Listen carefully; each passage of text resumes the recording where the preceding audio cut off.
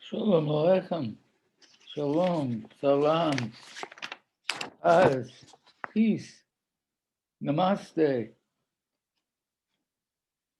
I'm Rabbi Arthur Waskow. I'm the director of the Shalom Center, and I am the author of a number of books, most recently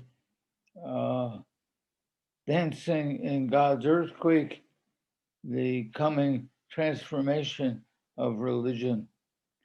And we're beginning this week's Torah portion, which is called Toldot, or begettings in English, with a chapter of Genesis, chapter 25, verse 19, with the begetting of twins to Rebecca or Rivka, Isaac's wife.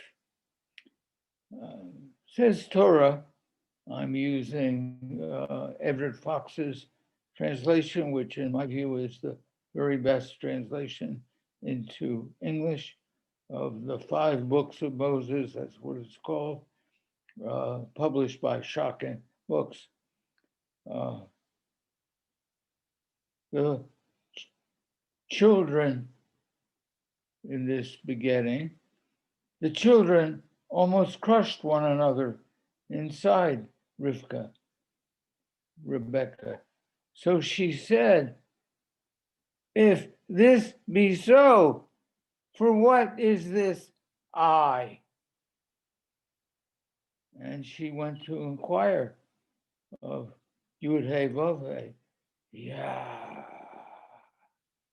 the breath of life, the interbreathing spirit of the world. Yud-Hey Vav-Hey said to her, 2 nations are within your body. 2 tribes from your belly shall be divided. Tribe shall be mightier than tribe. Elder shall be servant to younger.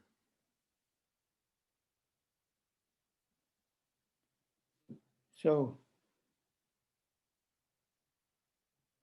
that's not the way it worked out. The younger became servant to the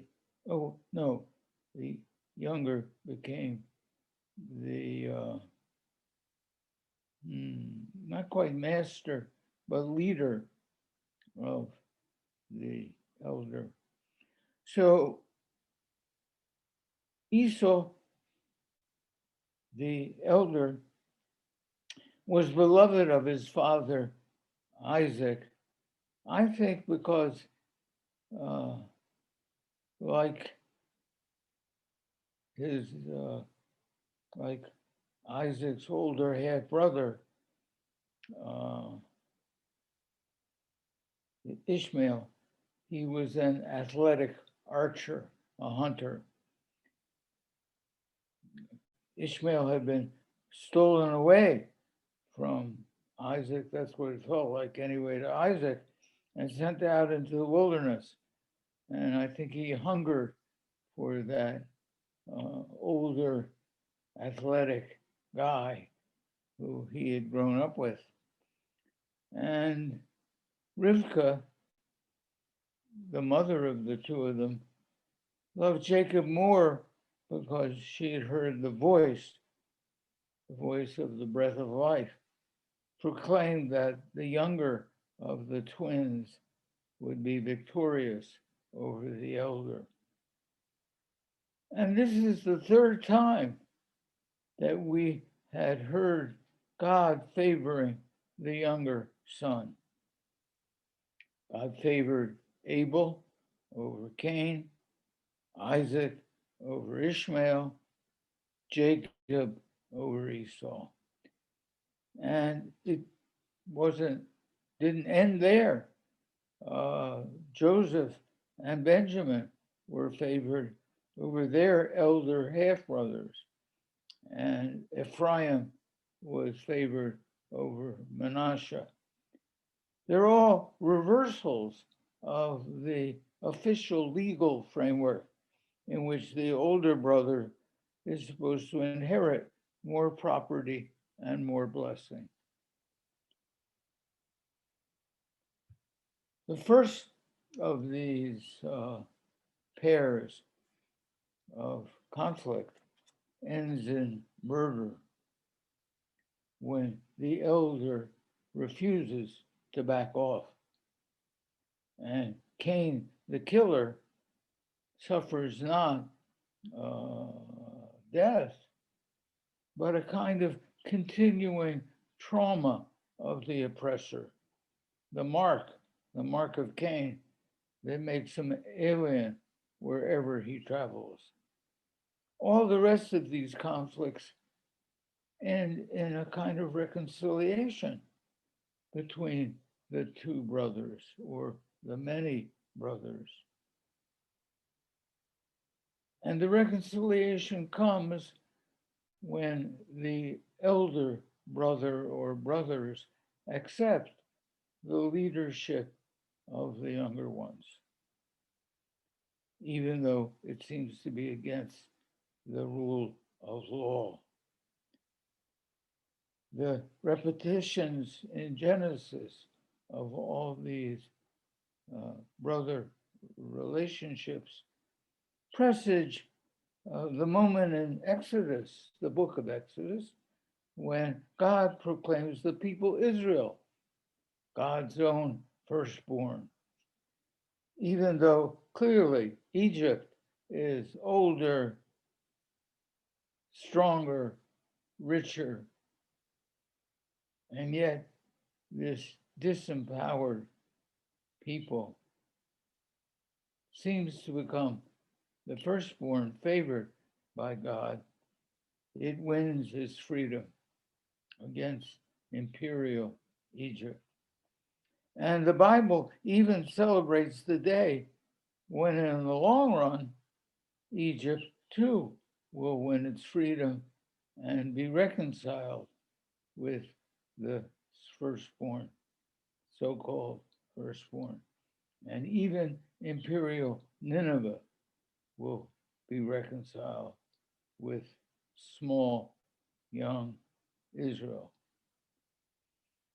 To me, this seems like an early set of mythic pointers toward a rough kind of social justice. What does it mean for us today in the relations between the seemingly powerful and the disempowered, between Euros and indigenous peoples, between Anglos and Latinx peoples, between whites and blacks, between men and women, between humanity and earth? Would the stories suggest, perhaps, that this is a time, precisely the time, when in these pairs, it is time not for the kind of self-destruction of the powerful, or for the humiliation of, for example, Cain, but for humility, not humiliation, for the acceptance of truth and reconciliation between the powerful and the disempowered. Is this a time when we need that? And are the stories of the Bible, of these brothers, pointing us toward this time when it is necessary for us to achieve a reconciliation? Shalom to all of you. And I hope you'll think about what this rereading of the Torah might mean. you say in our own day. Shalom. Until next week, when we'll study quickly some Torah.